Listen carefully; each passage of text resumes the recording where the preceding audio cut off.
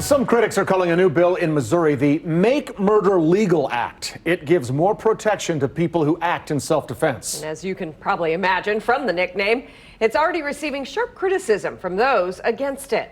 KCTV5's Nathan Vickers is live for us tonight to explain what exactly is this bill. Nathan.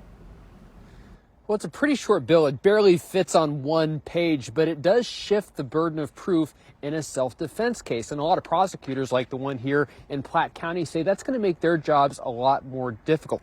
But we also talked to a gun owner to find out what this means for owners.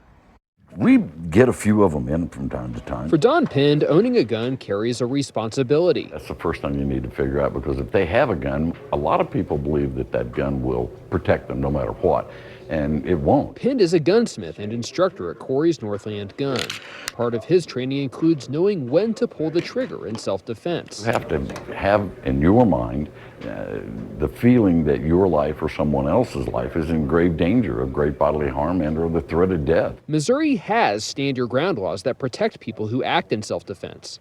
Right now, that burden of proof would be on a defendant. You've got to be able to prove that after the fact, and that can be a little hard to do. Missouri Senate Bill 666 would shift that burden, requiring a presumption of reasonableness that the defendant believed such force was necessary.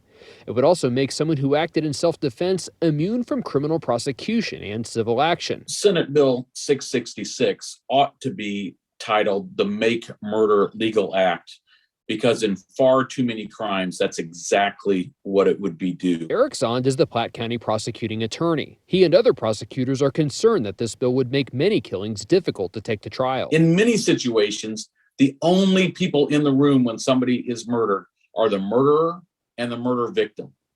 And so it will be impossible in many of those cases for the state to disprove the possibility of self-defense. Pind has mixed feelings about what it could mean for gun owners. There's good and bad parts in it. It'd be nice to know that if you utilize a firearm and your life was in danger, you're not going to go through a legal battle.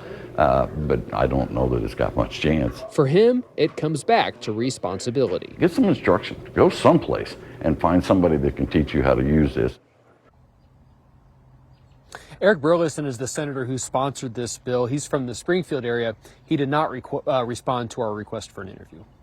Reporting live, Nathan Vickers, KCTV 5 News.